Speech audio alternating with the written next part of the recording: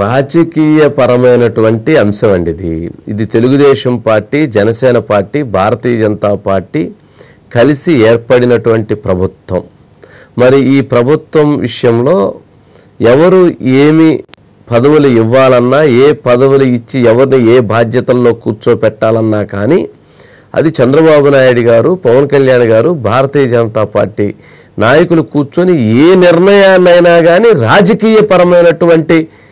రాజకీయపరమైనటువంటి నిర్ణయాన్ని తీసుకోవచ్చు. అది ఏ నిర్ణయం అయినా కానీ. ఇప్పుడు ఎట్లాంటిది, ఇప్పుడు డిప్యూటీ సీఎం ఇవ్వాలి అని శ్రీనివాసరెడ్డి గారు అడిగారు ఎక్కడ కడపలో ఈరోజు వెళ్ళిన సందర్భంగా. వారి అభిప్రాయాన్ని వ్యక్తం చేశారు. సరే, లోకేష్ గారికి డిప్యూటీ సీఎం పదవి ఇవ్వటం అనేది వీళ్ళ ముగ్గురు కూర్చొని నిర్ణయం తీసుకుంటే అది జరిగిపోతుంది. అదేమీ అతీతమైంది కాదు.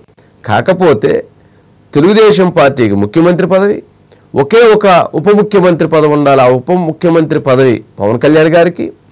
ఈ రెండింటి మధ్య ఆ సయోధ్యతో ఆ రోజు ఇచ్చారు అనేటువంటిది ప్రజల్లో ఉన్నటువంటి భావన. మరి డిప్యూటీ సీఎం ఇవ్వాలి అని అంటే వీళ్ళు ముగ్గురు కూర్చొని మాట్లాడుకొని దానికి పవన్ కళ్యాణ్ గారు, భారతీయ జనతా పార్టీ అంగీకరిస్తే ఇవ్వటంలో ఎటువంటి ఇబ్బంది ఉండదు. లేదు, అసలు లోకేష్ గారిని ముఖ్యమంత్రి చేయాలని వీళ్ళ ముగ్గురు నిర్ణయం తీసుకుంటే లోకేష్ గారిని ముఖ్యమంత్రి చేయటం కూడా అది కూడా వాళ్ళ ముగ్గురు నిర్ణయంతో ఏకీభావంతో జరిగేటువంటి ఒక నిర్ణయమే. అది జరగడానికి అవకాశం ఉంది. అంటే ఇక్కడ పొలిటికల్గా జరిగేటువంటి నిర్ణయంలో అది ముగ్గురు కలిసి తీసుకుంటే సమిష్టి నిర్ణయం. లేదు, అసలు టీడీపీ ఇది మాకు మెజారిటీ బలం ఉంది, మేము ఆ నిర్ణయాన్ని మేము తీసుకుంటాము, మేము ఈ నిర్ణయంతో మేము ముందుకు వెళతాము అని అంటే ఆ నిర్ణయాన్ని వాళ్ళు తీసుకున్నప్పుడు వీళ్ళు ఏకీభవించినప్పుడు, లేదా వీళ్ళు ఏకీభవిస్తే ఓకే, ఏకీభవించకపోతే దాని ద్వారా జరిగేటువంటిది ఏదైతే కూటమి ప్రభుత్వం యొక్క సంఘర్షణ. సరే, ఇలాంటివి చాలా అంశాలు ఉంటాయి. కానీ ఇప్పుడు లోకేష్ గారికి ఉప ముఖ్యమంత్రి పదవి ఇచ్చినందువలన జరిగేది ఏంటి అనేది ఒక చర్చ. అవునన్నా కాదన్నా చంద్రబాబు నాయుడు గారు అడ్మినిస్ట్రేషన్ సంబంధించినటువంటి బాధ్యతలు చూస్తూ ఉంటే పార్టీ పరంగా, ప్రభుత్వ పరంగా ప్రతి మెజారిటీ అంశాలని, అదేవిధంగా ఆయన శాఖకు సంబంధించినటువంటి అన్ని నిర్ణయాలని కూడా ఆయనే పూర్తిగా నిర్ణయాలు తీసుకొని ముందుకు వెళుతూ ఉన్నారు.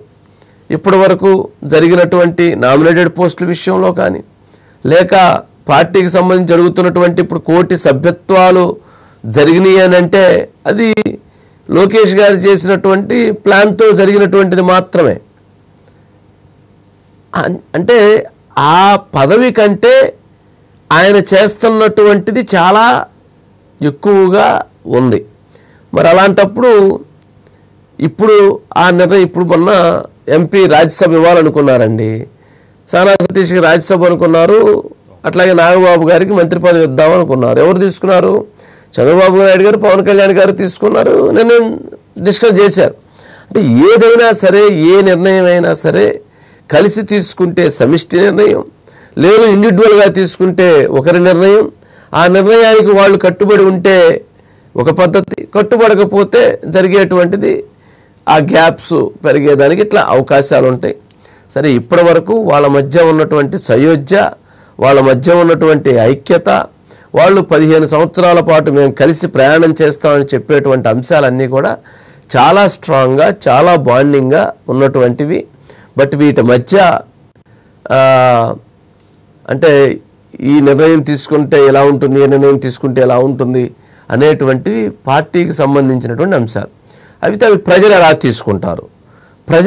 తీసుకుంటారు, అన్నప్పుడు తెలుగుదేశం పార్టీ కేడర్ లోకేష్ గారికి ఉప ముఖ్యమంత్రి పదవి ఇస్తే తెలుగుదేశం పార్టీ కేడర్ పూర్తి స్థాయిలో స్వాగతిస్తారు, ఆనందపడతారు, సంబరాలు చేసుకుంటారు. మరి అదే ఉప ముఖ్యమంత్రి పదవి ఇచ్చినప్పుడు జనసేన పార్టీకి సంబంధించినటువంటి జన సైనికులు కానీ, జనసేన నాయకత్వం కానీ దాని విషయంలో కొంత చర్చలు జరిపేటువంటి అవకాశం ఉంది. అదేంటి, ఒక ఉప ముఖ్యమంత్రి పదవి అన్నారు, పవన్ కళ్యాణ్ గారికి ఇచ్చారు, మళ్ళీ ఇప్పుడు ఇంకో ఉప ముఖ్యమంత్రి పదవి లోకేష్ గారికి ఇచ్చారనేటువంటి చర్చ జరిపేటువంటి అవకాశం ఉంది. దాన్ని సానుకూలంగా ఎలా తీసుకెళ్తారో లేదా దాని మీద వాళ్ళ అభిప్రాయాలు ఏంటనేది వేరే విషయం. భారతీయ జనతా పార్టీకి పెద్దగా వాళ్ళకి ఇక్కడ ఈ రాజకీయాలతోటి వాళ్ళు పెద్దగా ఇన్వాల్వ్ అయ్యేటువంటిది లేదు. వాళ్ళకి కేంద్రంలో 21 సీట్లను జాగ్రత్తగా వాళ్ళు అక్కడిస్తే కేంద్రం ఆశీస్సులు ఉంటే అది జరిగిపోతుంది. అందుకని బీజేపీ తోటి పెద్దగా వాళ్ళు దానికి ఒక పాజిటివ్గానో నెగిటివ్గానో రియాక్ట్ అయ్యడం ఉంది. అంటే ఇక్కడ అంటే ఆ పొలిటికల్ సిస్టమ్ని ఆ అంశాలని ప్రజలకు ఎలా తీసుకెళ్తారని ఇంపార్టెంట్. సరే, శ్రీనివాసరెడ్డి గారు అడిగినంత మాత్రాన చంద్రబాబు నాయుడు గారు ఒక చిరునవ్వు కానీ, చంద్రబాబు నాయుడు గారు ఒక మాట కానీ, చంద్రబాబు నాయుడు గారు దానికి సంబంధించినటువంటి ఒక ఇది ఎస్ఆర్ నో అని కానీ ఏమీ చెప్పినట్లేరు. ఎందుకు చెప్పరంటే చంద్రబాబు నాయుడు గారి రాజకీయ అనుభవం అది అని బలంగా చెప్పొచ్చు. అంతటి ఆయన మాట్లాడకుండానే దాన్ని విస్మరించినట్టుగా లేదా ఆలోచించినట్టుగా దాన్ని ఎలాగైనా అర్థం చేసుకోవచ్చు, ఎన్ని రకాలుగా అర్థం చేసుకోవచ్చు. అన్ని రకాలుగా అర్థం చేసుకునే విధంగా ఆయన అంత ఫ్రూట్స్ ఇస్తాడనమాట సబ్జెక్ట్లో. మాట్లాడుంటే ఏముండేది కాదు, మాట్లాడకపోతే దాని అంత చర్చలు ఉంటాయి. సరే, ఎవరి అభిప్రాయాలు రాజకీయాల్లో ఎవరి ఆలోచనలు వాళ్ళు ఆయన అడిగినంత వారు ఒక్కరే అడిగారు. అంత మంచి వంశీ గారు అది కావాలి అది చెయ్యాలి అని అనుకుంటే ఆ రోజు ప్రభుత్వం ఏర్పడేటువంటి టైంలో ఎన్ని జరుగుతాయి. వంశీ గారు, అంటే చంద్రబాబు నీడలో లోకేష్ ఎదగడం లేదు అని కూడా ఒక టీడీపీ అభిమానులు కూడా దీనిపై చర్చించుకుంటున్నట్టు తెలుస్తుందండి. అది ఎంతవరకు నిజమంటారు? ఏంటండి అది అవన్నీ కూడా రాజకీయాలలో చాలా అంటే కొన్ని మనం పదాలను ఎలా అయినా వాడుకోవచ్చు. నేనేమంటానంటేనండి, చంద్రబాబు నాయుడు గారి అనుభవం అనేటువంటిది ఈ దేశ రాజకీయాల్లోనే చాలా ముఖ్యమైనటువంటి నేత. ఆయనకున్న అనుభవం అపారమైనది. ఆ అపారమైనటువంటి అనుభవాన్ని, ఆ అపారమైనటువంటి ఆయనకున్నటువంటి క్రమశిక్షణని, ఆయనకున్నటువంటి విజనరీని, ఆయనకున్నటువంటి పొలిటికల్ పార్టీని నడిపేటువంటి విధానాన్ని, కష్టాన్ని, శ్రమని, ఆలోచనని, సమయస్ఫూర్తిని, ధైర్యాన్ని, వీటన్నిటినీ కూడా లోకేష్ గారు నేర్చుకుంటూ ఉన్నారు. లోకేష్ గారు ఈరోజు ఒక అంశాన్ని తను అంత స్పీడ్గా డెసిషన్ తీసుకొని అంత స్పీడ్గా డెలివరీ చేయగలుగుతారు, అంత స్పీడ్గా ఆయన సిస్టమ్ ఉండిద్ది, ఆయన ఒక ప్లాన్ ఎగ్జిక్యూట్ చేయగలుగుతారు అని అంటే అది చంద్రబాబు నాయుడు గారి దగ్గర నుంచి నేర్చుకున్నటువంటి విద్య అండి. అది ఆయన దగ్గర నుంచి వచ్చినటువంటి విద్య. అది ఆయన నేర్చుకుంటూ ఉన్నారు. ఇంకా అంటే ఆయన అంత పెద్ద లీడర్ అయితే ఆ లీడర్ దగ్గర ఎంత నేర్చుకోవచ్చు, ఎంత నేర్చుకుంటే అది భవిష్యత్తుకి ఎంత ఉపయోగపడేదానికి అవకాశం ఉంది. లోకేష్ గారికి ఇంకా చాలా ఏజ్ ఉంది, చాలా రాజకీయం ఉంది. తెలుగుదేశం పార్టీని చంద్రబాబు నాయుడు గారు ఉండగా తెలుగుదేశం పార్టీని లోకేష్ గారి చేతిలో పెట్టేసి చంద్రబాబు నాయుడు గారు ఖాళీగా ఉండేటువంటి పరిస్థితి ఉంటుందా? దాన్ని ప్రజలు హర్షిస్తారా? ప్రజలు దాన్ని యాక్సెప్ట్ చేస్తారా అనేది అది చర్చ. కానీ చంద్రబాబు నాయుడు గారి విజన్ని ప్రజలు లైక్ చేస్తారండి. చంద్రబాబు నాయుడు గారి కష్టాన్ని ప్రజలు లైక్ చేస్తారు. వారి దగ్గర నుంచి లోకేష్ గారు నేర్చుకొని ఆయన అంతకంటే వేగంతో ఆయన అడుగులు వేస్తూ ఉన్నారు. ఇవాళ ఐటీ కంపెనీలు తీసుకొచ్చే దాంట్లో ఆయన యొక్క స్పీడ్ కనిపిస్తుంది. ఎడ్యుకేషన్ దాంట్లో ఆయన తీసుకొస్తున్న పాలసీల స్పీడ్ కనిపిస్తుంది. పార్టీకి సంబంధించి పనిచేసినటువంటి పదవులు ఇచ్చేటువంటి దాంట్లో ఆయన కనిపిస్తున్న మార్కు. అంటే ఆయన అయితే ఆ బాండింగ్ క్రియేట్ చేసుకొని ఇంకా ముందుకు వెళ్లాల్సిన అవసరం ఉంటుంది. ఇది ఎప్పుడు కూడా ఎక్కడైనా సరే రాజకీయాల్లో తండ్రి కొడుకులు ఉన్నప్పుడు ఏదో ఒకటి అలా ఇలా అని ఎప్పుడు అవన్నీ ఉంటాయి. ఆ ఉండటం వల్ల జరిగేటువంటి దాంట్లో ఏది వాస్తవం అని అంటే ఏదైనా కానీ చంద్రబాబు నాయుడు గారు నెంబర్ 1, నెంబర్ 2 పార్టీలో తెలుగుదేశం పార్టీలో లోకేష్ గారు నెంబర్ 2, అంతే కదండి. అలా కాకుండా సిస్టమ్ని ఇది చేయలేరు ప్రజలు.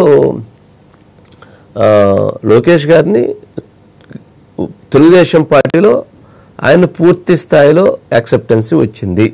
ఎస్, ఈయన బలమైన లీడర్, మనకు మంచి నాయకుడు దొరికాడు, మా ఆయనకి కూడా చంద్రబాబు నాయుడు గారిలా కష్టపడే తత్వం ఉంది, విజన్ ఉంది, ఆయన మనల్ని పార్టీని ముందుకు తీసుకెళ్తాడు అనేటువంటిది కనిపిస్తూ ఉంది. అదేవిధంగా ప్రజల్లో కూడా ఇప్పుడే ఎడ్యుకేషన్ సిస్టంలో ఆయన చేస్తున్న దాన్ని నెక్స్ట్ జనరేషన్ చూస్తున్నారు. అట్లాగే ఆయన ఐటీ కంపెనీలు తెస్తున్న దాన్ని ఇండస్ట్రియలిస్టులు చూస్తున్నారు. ఇవన్నీ జరిగి ప్రజల్లో రిజిస్టర్ అవుతా రావాలండి. అది దానికి చంద్రబాబు నాయుడు గారు ఉన్నప్పుడు ఆయన ప్రజల చూపు ఆయన వైపు ఉండిద్ది. సరే, అదొక డిబేట్ అంశం. సరే, అట్లా అన్నారు ఎట్లా అన్నారు అని అంటే, లోకేష్ గారి మీద ఇటీవల కాలంలో నేను చాలా సందర్భాల్లో చూస్తున్నాను. చాలా కథనాలు ఆయన మీద కొంతమంది చాలా అంటే కొన్ని అంశాలలో కొన్ని విమర్శల దాడి కనపడుతూ ఉంది. కానీ ఆయన ఎక్కడ వాటికి రెస్పాండ్ కూడా కావట్లేదు. యాక్చువల్గా నేను ఆ అంశానికి సంబంధించినటువంటి కనుక్కునేటువంటి ప్రక్రియ చేపట్టాను.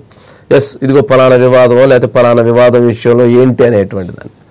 వారి వైపు నుంచి వచ్చినటువంటి సమాధానం ఏంటంటే, మనం తప్పు చేస్తే భయపడాలి, తప్పు చేసినప్పుడు మనం విమర్శలకి ఎందుకు మనం మాట్లాడాలి, దానికి కాలం త్వరలోనే సమాధానం చెప్తుంది అనేటువంటిది ఒక పదంతో ఇచ్చేశారు. అంటే ఆయన ఆ అంశాలను ఎంత లోతుగా చూస్తుంటాడు. సరే, అది నెల్లూరు మైనింగ్ వివాదాలే కావచ్చు, ఆయన చుట్టూతో కేంద్రీకృతమయ్యి దాని మీద చుట్టూతో ఆయన అప్రతిష్ట పాలు చేసే విధంగా లేదా ఆయన మీద విమర్శలు దాడి చేసే విధంగా జరుగుతూ ఉంది అది. కానీ వాస్తవం చూసినప్పుడు అసలు ఆయన ప్రమేయం ఎంత, ఆయన పాత్ర ఎంత, అక్కడ ఉన్న నాయకులు ఏంటి, ఆ నాయకుల ఆలోచనలు ఏంటి, వాళ్ళ భావాలేంటి, ఈయన మీద ఎందుకు టార్గెట్ చేశారు, ఎవరు దీని మీద టార్గెట్ చేస్తున్నారు, ఇది ఒక పెద్ద ఆశ్చర్యం కలిగించేటువంటి అంశాలు. సరే, అక్కడ ఉన్నటువంటి వాళ్ళ నష్టం జరుగుతుంది. అక్కడ ఉన్నటువంటి నష్టం జరుగుతున్నప్పుడు అక్కడ ఉన్న నాయకత్వం దీని మీద ఇది అని చెప్పని మొత్తం ఒక యూనిటీగా ఒక డెసిషన్ తీసుకోవచ్చు. అలా ఉండదు. ఒకటో రకంగా రకరకాలుగా ఉన్నాయి.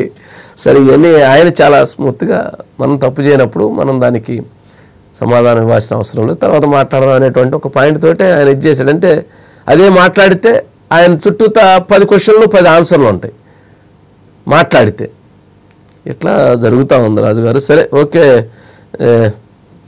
బయట ఒకటి ఉంది సార్, అనిల్ రెడీగా ఉన్నారు. అనిల్ అన్నాడా? బయట కూడా రెడీగా ఉంది సార్. ఓకే, అనిల్ బయట కూడా ఉంది సార్, ప్లీజ్. సార్, 43 సంవత్సరాల్లో తెలుగుదేశం పార్టీ ఆవిర్భవించిన తర్వాత 3వ తరం నేత మన పార్టీలోకి వచ్చారు, నారా లోకేష్ గారు. పార్టీకి భవిష్యత్తులో యువతకు ఒక భరోసా ఇవ్వాలన్నా, పార్టీకి భరోసా ఇవ్వాలన్నా నారా లోకేష్ గారిని డిప్యూటీ సీఎం గా ప్రమోట్ చేయాలని చెప్పి మేమందరం కూడా కోరుకుంటున్నాం సార్. దీనివల్ల పార్టీకి బ్రహ్మాండమైన భవిష్యత్తు ఉంటుంది. వంశీ గారు, అనిల్ రెడీగా ఉన్నారు సార్.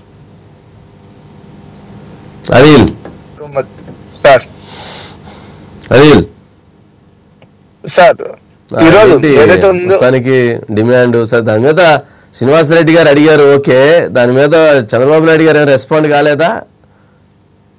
అవ్వలేదు సార్. అంటే ఇది అప్రస్తుతం అన్న విధంగా కూడా అక్కడ ఆ వాతావరణంలో కనిపించింది. అయితే కూటమి ప్రభుత్వంలో కీలకంగా ఉన్నటువంటి జనసేన టీడీపీ మధ్య సయోధ్య సఖ్యతకి ఎలాంటి డోకా లేదు.